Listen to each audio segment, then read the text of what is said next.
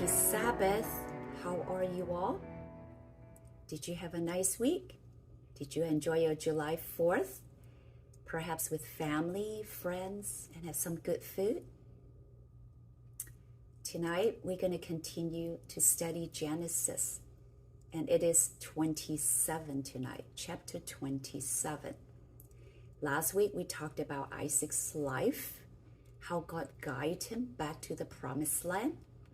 And tonight, we're going to continue with the narrative about Isaac and his family.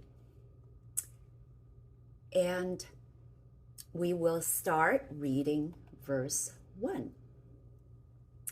When Isaac was old and his eyes were so weak that he could no longer see, he called for Esau, his oldest son, and said to him, "My son."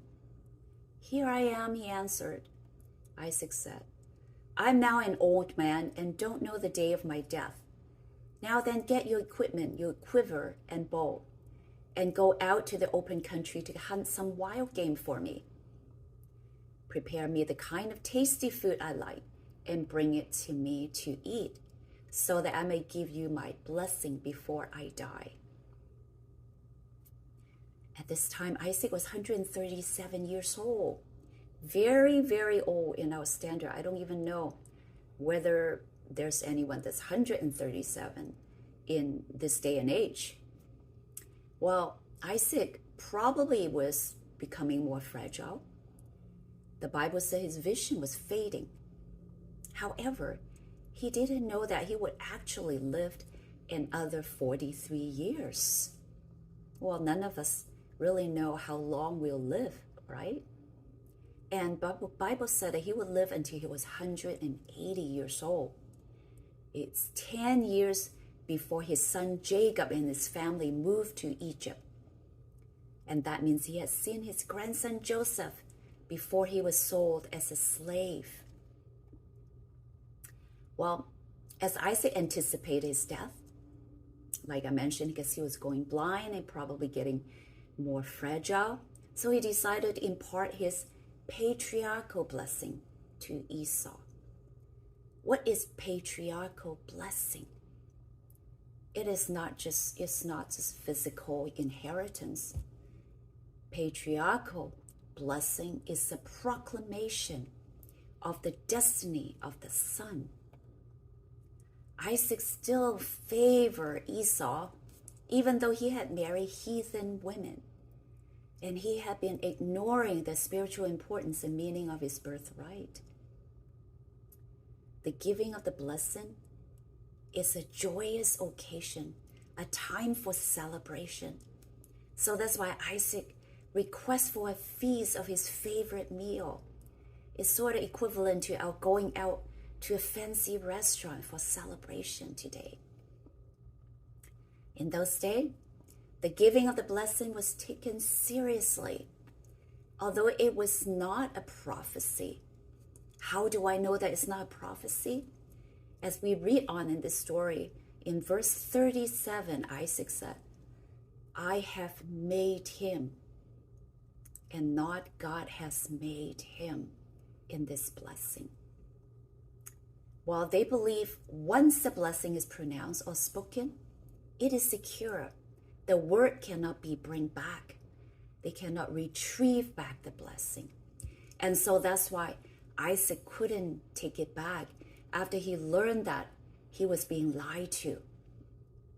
And also that's why Rebekah and Jacob were willing to do what they did to obtain it. And that's why Esau cried when he lost it. So what about the narrative in chapter 25, when Esau exchanged his birthright to Jacob with a bowl of lentil soup? So was the exchange just a joke? No, actually Jacob has stole the birthright. This one is about the physical inheritance. But then, even though without the physical inheritance, Esau still had the chance to inherit his father's patriarchal blessing. Well, patriarchal blessing, like I mentioned, not only an occasion to receive blessing, but it is about his destiny, and also about transferring the leadership of the clan to the next generation. It's a spiritual leadership. He would become the priest presiding at sacrificial meals celebrated by the family. He would supervise burials and funerary rites. He would be a guardian redeemer. So everyone in his clan would look up to him, and he represents the umbrella of God's operation in the family line. So Isaac began the ritual by calling Esau to prepare a delicious meal. Isaac preferred Esau's wild game and wanted him to hunt for an animal that they could share during the coming sacred time.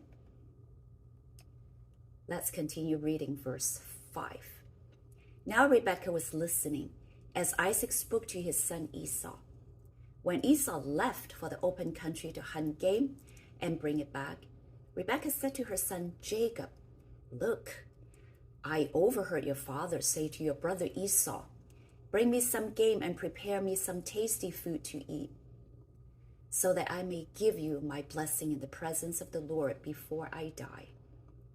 Now, my son, listen carefully and do what I tell you.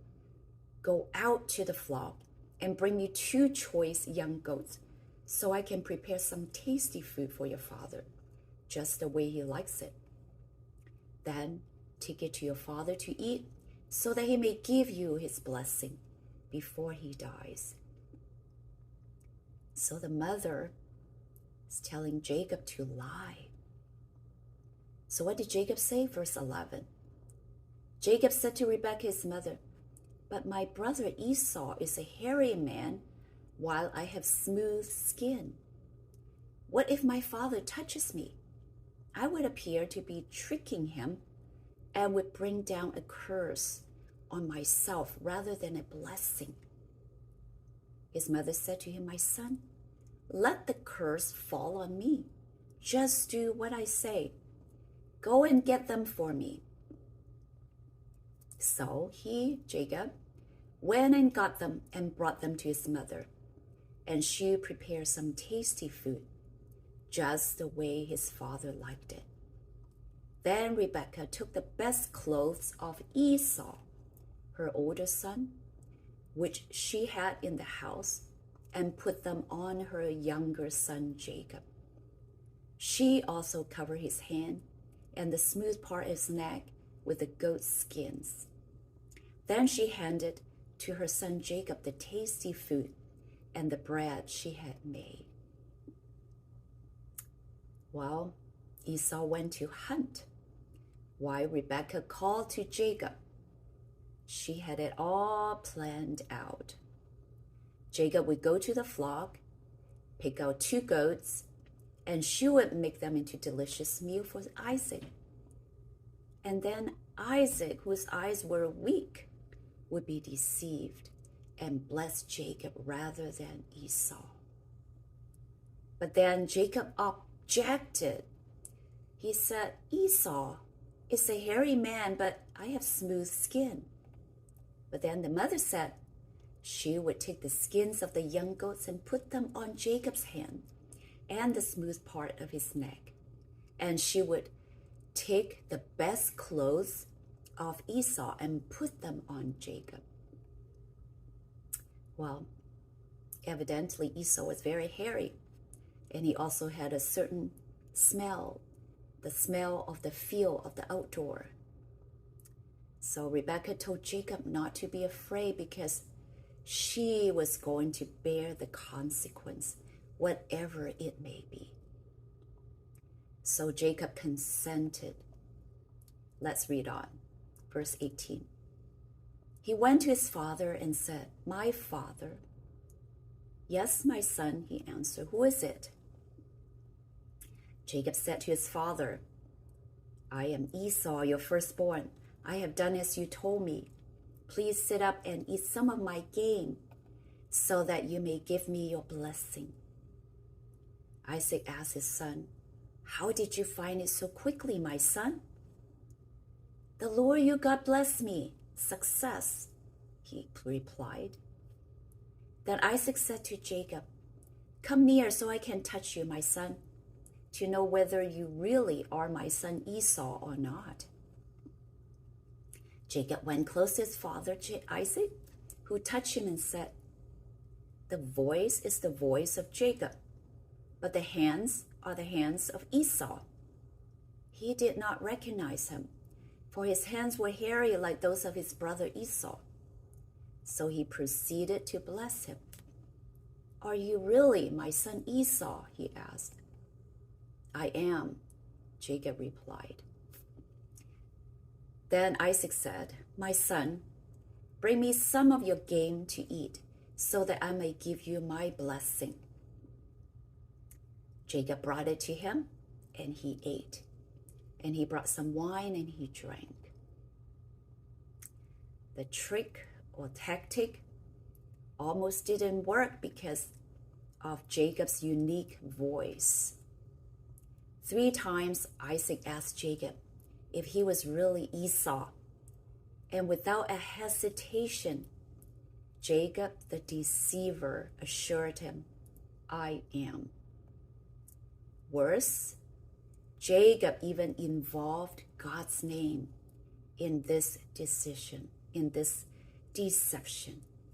He explained to Isaac that he was able to find the goat quickly because God made it happen.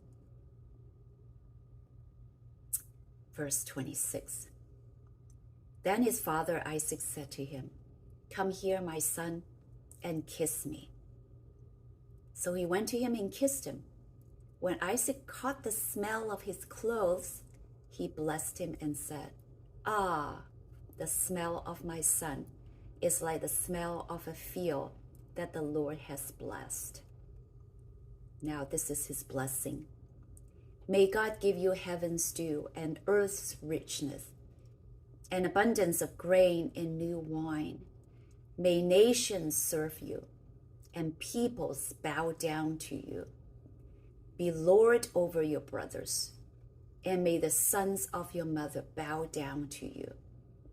May those who curse you be cursed, and those who bless you be blessed." Jacob would be the head over Isaac's household. "Let people serve you. Let your mother's son bow down to you." And Isaac also passed on to Jacob the blessing he had received from his father Abraham. "May those who curse you be cursed, and those who bless you be blessed." Verse 30. After Isaac finished blessing him, and Jacob had scarcely left his father's presence, his brother Esau came in from hunting. He too prepared some tasty food and brought it to his father. Then he said to him, "My father, please sit up and eat some of my game, so that you may give me your blessing." His father Isaac asked him, "Who are you?" "I am your son," he answered, "your firstborn Esau." Isaac trembled violently and said, "Who was it then that hunted game and brought it to me? I ate it just before you came, and I blessed him. And indeed, he will be blessed." When Esau heard his father's words, he burst out with a loud and bitter cry and said to his father, "Bless me too, my father." And Esau's response to the event that happened in his absence is simultaneously pitiful and tragic. He cried out with a bitter cry. This was a gut-wrenching wail from a man who realized that his entire future had been snatched away. Esau's insistence on receiving some blessing from his father mirrors the heart cry of So many in our society bless me too, my father. So many beg for their fathers to speak a simple word of blessing into their life. Let's read on. But he said, your brother came deceitfully and took your blessing. Esau said, isn't he rightly named Jacob? This is the second time he has taken advantage of me. He took my birthright, and now he's taken my blessing. Then he asked, haven't you reserved any blessing for me? You know, we have explained before, Jacob's name means supplanter. Someone who wants to take away someone else's right. And this one has started ever since they were in Rebekah's womb. Remember that? When they were about to be born, Jacob grabbed hold of Esau's heel, trying to get ahead. And then what else? Another event in chapter 25. He wanted to swap birthright with Esau, right? Exchange it with a bowl of lentil soup. And that's why Esau said here, isn't he rightly named Jacob? And this is the second time he has taken advantage of me. So he asked his father, haven't you reserved any blessing for me? Now let's read on, verse 37. Isaac answered Esau, I have made him lord over you, and have made all his relatives his servants. And I have sustained him with grain and new wine. So what can I possibly do for you, my son? Esau said to his father, do you have only one blessing, my father? Bless me too, my father. Then Esau wept aloud. His father Isaac answered him, your dwelling will be away from the earth's richness, away from the dew of heaven above. You will live by the sword, and you will serve your brother. But when you grow restless, you will throw his yoke from off your neck. Esau held a grudge against Jacob because of the blessing his father had given him. He said to himself, the days of mourning for my father are near. Then I will kill my brother Jacob. So when Esau pleads with his father for blessing, Isaac states that he cannot revoke what he has requested for Jacob. So as God predicted in earlier chapter, Esau will serve Jacob. In the light of this, later history revealed that his relationship with his brother and his brother's descendant, the Israelites and the Edomites, were anything but brotherly.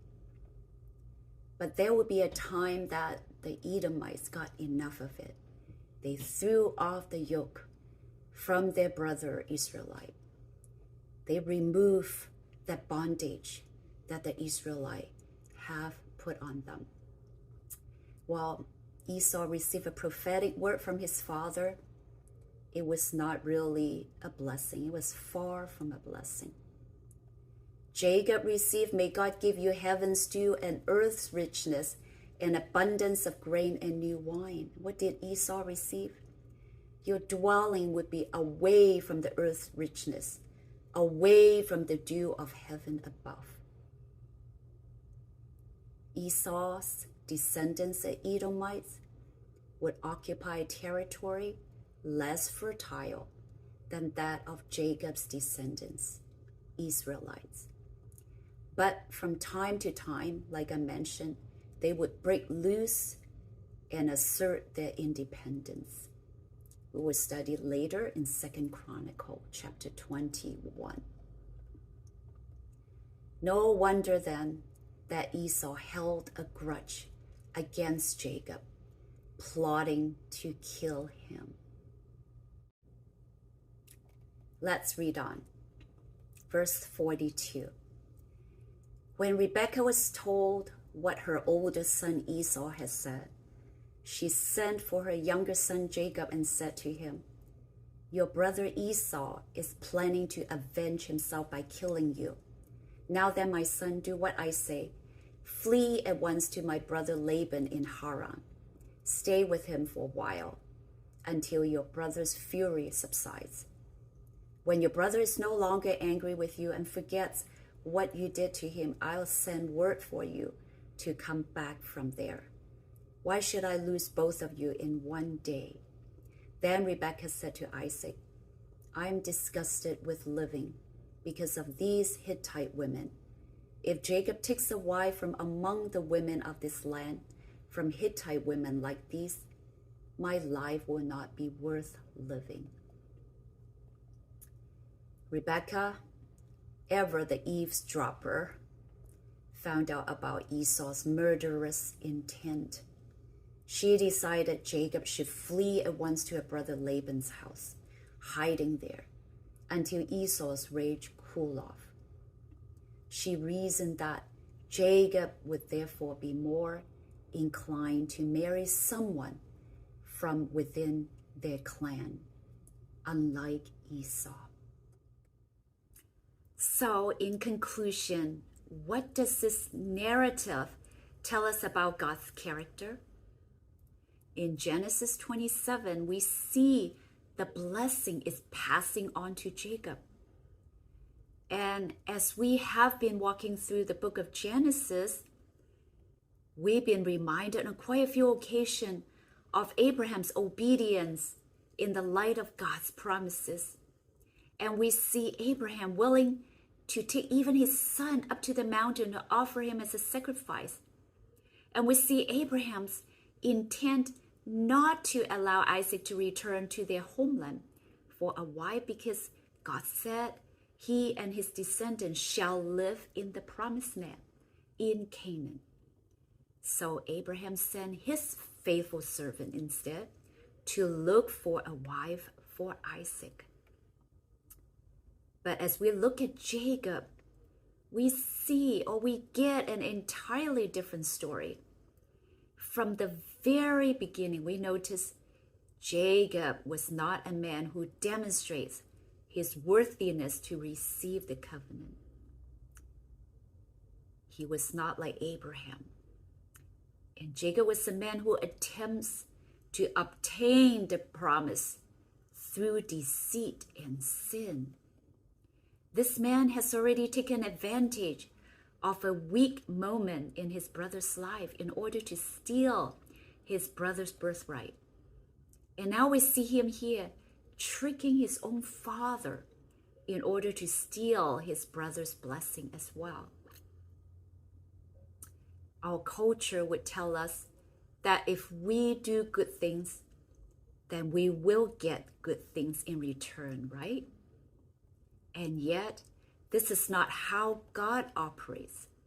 God doesn't bless us because we deserve it, but rather despite the fact that we actually don't deserve it. God doesn't bless us because we are faithful, but rather because He is faithful.